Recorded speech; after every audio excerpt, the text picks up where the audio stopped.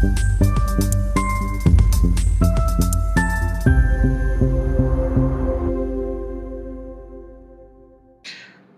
मित्रांनो, काल देशाच्या 80व्या स्वातंत्र्य दिनाच्या निमित्ताने काँग्रेस मुख्यालयात पहिल्यांदाच संपूर्ण वंदे मातरम गायलं गेलं. 1937 साली मुस्लिम लीगच्या दबावापोटी वंदे मातरम पूर्ण स्वरूपात न गाता केवळ त्याची पहिली 2 कडवी गायली जावीत असा ठराव काँग्रेसने पास केला.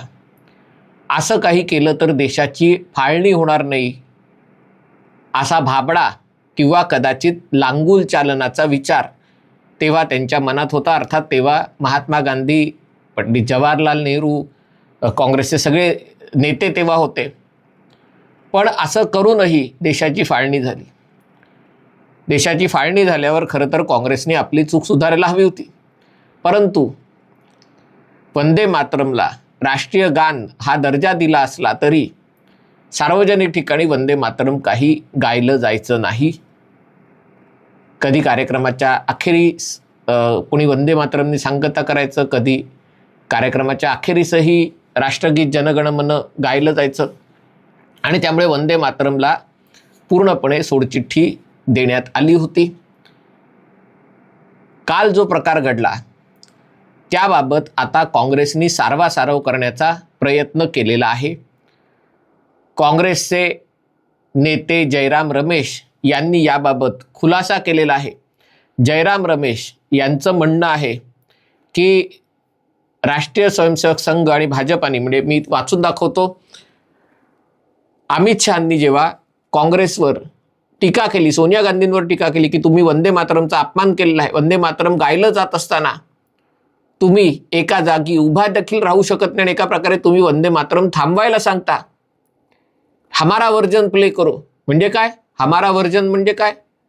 वंदे मातरम काय दोघांसाठी 2 वेगवेगळी गाणी आहेत, 2 गीतं आहेत. आणि तेव्हा सोनिया गांधींच्या चेहऱ्यावरचा संताप स्पष्टपणे दिसत होता. पण आता सारवासारव करायची तर काय बोललं पाहिजे, म्हणून जयराम रमेश म्हणतात अमित शहाना, एक ऐसा आदमी जिसने 17 दिसंबर 2024 को राज्यसभा में डॉक्टर बाबा साहेब आंबेडकर का अपमान किया. याच्यामध्ये आंबेडकरांचा संबंध काय वंदे मातरम बद्दल बोलताना? एक ऐसा आदमी जो इस विचारधारा से आता है जिसने जनवरी 2002 तक अपने मुख्यालय पर तिरंगा फहराना भी उचित नहीं समझा. एक ऐसा आदमी जो शांतिपूर्ण तरीके से प्रदर्शन कर रहे युवाओं पर दिल्ली पुलिस की बर्बरता के लिए सीधे जिम्मेदार है. अब वही आदमी आज के असली मुद्दों और अपनी साहिब की भारी विफलताओं से ध्यान भटकाने के लिए कांग्रेस से माफी की मांग कर रहा है. म्हणजे त्यांचं म्हणणं होतं की मल्लिकार्जुन खरगे खूप वयस्कर असल्यामुळे त्यांना बसायला खुर्ची देखील नाही याची आठवण सोनिया गांधींना वंदे मातरमची पहिली 2 कडवी झाल्या लगेच झाली. वंदे मातरम, संपूर्ण वंदे मातरम गान किती वेळाचं असतं? 2 मिनिटं, 2.5 मिनिटं. आणि राष्ट्रगीतापूर्वी वंदे मातरम असेल तर वंदे मातरम म्हणून झाल्यावर राष्ट्रगीतालाही उभं राहावं लागतं. जर मल्लिकार्जुन खरगेंचं एवढंच वय झालं असेल तर त्यांनी कार्यक्रमाला यायचं नव्हतं. आणि पुन्हा खरगे असं काही बोललं होतं की माझं वय झालंय, मला उभं राहता येत नाहीये, मला बसवायला खुर्ची द्या. खरगे स्वतः उभे होते, कुठेही दिसत नव्हतं. सोनिया गांधींच्या चेहऱ्यावरचा संताप अशासाठी होता की हे संपूर्ण वंदे मातरम आम्हाला मान्य नाहीये, भारत मातेचं वर्णन आम्हाला मान्य नाहीये. काँग्रेसनी 2 कडवी करायचं ठरवलं, मग आता हे संपूर्ण वंदे मातरम आलंच कुठून? आणि जर सरकारने ही गोष्ट केली असेल तर काँग्रेस आपल्या पक्ष कार्यालयात संपूर्ण वंदे मातरमचं गायन करायला बांधील नाहीये. खरं तर सोनिया गांधींना हे समजायला हवं होतं की देशाच्या संसदेने कायदा केलेला आहे आणि देशाच्या संसदेने कायदा केला असताना, आणि कायदा कशाचा आहे की वंदे मातरमचा सन्मान राखला पाहिजे. आणि जिथे कायदा झालेला आहे तिथेच देशाच्या स्वातंत्र्य दिनी तुम्ही वंदे मातरमचा अपमान करता. हा वेगळा मुद्दा आहे की त्याच्यासाठी राहुल गांधी, सोनिया गांधी, मल्लिकार्जुन खरगे यांना शिक्षा झाली पाहिजे. शिक्षा नाही तर किमान वंदे मातरमचा अपमान केल्याबद्दल त्यांच्या विरुद्ध न्यायालयात याचिका दाखल केली पाहिजे. त्यातलं सरकार जे करायचं ते करेल, या घटनेमुळे पीडित झालेले लोक त्यांना जे करायचं ते करतील. पण सांगायचा मुद्दा असा आहे की ज्या गोष्टीसाठी वंदे मातरम थांबवण्याचा प्रयत्न झाला ती गोष्ट अतिशय स्पष्ट आहे. काँग्रेसला अजूनही मान्य नाहीये की या देशामध्ये संपूर्ण वंदे मातरमचं गायन करता येऊ शकेल. आणि म्हणून त्यांनी वंदे मातरम चालू असताना, ठीक आहे, मला समजू शकतं की तुमची एक भूमिका आहे, तुमची जी काही भूमिका आहे ती तुम्ही वंदे मातरमचं गायन झाल्यानंतर, राष्ट्रगीताचं गायन झाल्यानंतर तुम्ही तुमचा निषेध नोंदवू शकता, तुम्ही त्याच्या विरुद्ध न्यायालयात जाऊ शकता की संसद अशा प्रकारचा कायदा करू शकत नाही, न्यायालयाला निर्णय द्यावा. पण तुम्ही वंदे मातरम चालू असताना अशा प्रकारच्या गोष्टी करतात, हे खरं तर खपवून घेता कामा नये. आणि वर त्याला सारवासारव करण्यासाठी, म्हणजे चूक स्वतः करायची, अपमान स्वतः करायचा, आणि वर त्याचं लोढणं मल्लिकार्जुन खरगेच्या गळ्यात टाकायचं की म्हणजे त्यांना बसायला खुर्ची नसल्यामुळे मला त्यांना कोणीतरी खुर्ची द्या असं आणून सांगावं लागलं. ज्या आवेशात सोनिया गांधी बोलत होत्या त्या खुर्ची आणून द्या बोलत नव्हत्या. मला असं वाटतं भाजपानी या गोष्टीचा गाजावाजा करायची गरज आहे. कारण काँग्रेस आत्तापर्यंत अशाच प्रकारच्या खोटारड्या गोष्टींच्या आधारे देशाच्या मनात संभ्रम निर्माण करत होतं. पहिला मुद्दा आहे की राष्ट्रीय स्वयंसेवक संघाने झेंडावंदन किंवा आपल्या मुख्यालयावर तिरंगा का लावला नाही, याचं कारण म्हणजे काँग्रेसचेच खासदार नवीन जिंदल न्यायालयात गेले होते आणि त्यांनी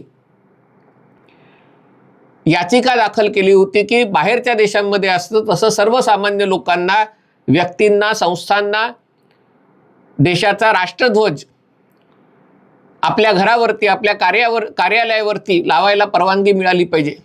आणि न्यायालयाने त्यांची याचिका मान्य केली आणि त्यानंतर सामान्य नागरिकांना आणि संस्थांना देशाचा राष्ट्रध्वज आपल्या कार्यालयांवर लावायची परवानगी मिळाली. तोपर्यंत अशा प्रकारे तिरंगा कार्यालयावर फडकत ठेवणं हे मान्य नव्हतं.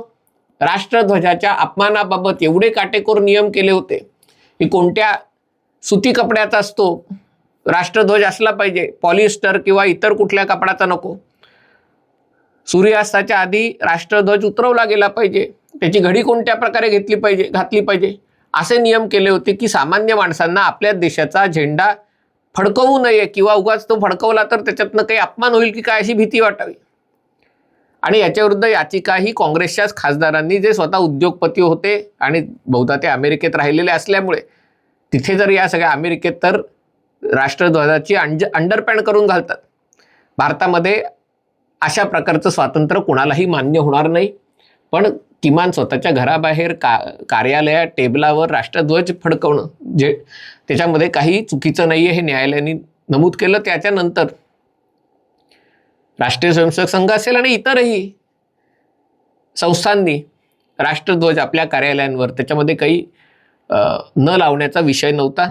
आणि दुसरी गोष्ट, या एका गोष्टीसाठी जर तुम्ही संघाला तिरंगा मान्य नव्हता, संघाला हे मान्य नव्हतं, संघाला ते मान्य नव्हतं असा प्रचार करत असाल, लक्षात घ्या देशाची फाळणी कोणालाही मान्य नव्हती. महात्मा गांधींनी तर विधान केलं होतं की देशाची फाळणी होण्यापूर्वी माझ्या देहाचे तुकडे करा. का नाही केले तुकडे? कारण हे सगळं नाटक होतं. काँग्रेसच्या नेत्यांना देशाची फाळणी हवी होती. कोणाला सत्तेत जायचं होतं, कोणी व्यावहारिक होतं ज्यांना हे कळून चुकलं होतं की जर फाळणी नाही झाली तर असाच रक्तपात सुरू राहील आणि मग देशातली परिस्थिती आवरण्यास अवघड जाईल. म्हणजे कोणी आनंदाने, कारण कोणाला तरी पंतप्रधान व्हायचं होतं आणि कोणी जड अंतःकरणाने फाळणी मान्य केली होती. पण काँग्रेस तेव्हा निवडून आली होती. स्वातंत्र्यापूर्वीच्या निवडणुका ज्या झाल्या होत्या वेगवेगळ्या प्रांतांच्या, त्याच्यात काँग्रेस सगळ्यात जास्त प्रांतात निवडून आली होती आणि त्यामुळे सरकारबरोबर काम करणं, ब्रिटिश सरकारबरोबर काम करणं त्यातल्या काँग्रेस करत होती.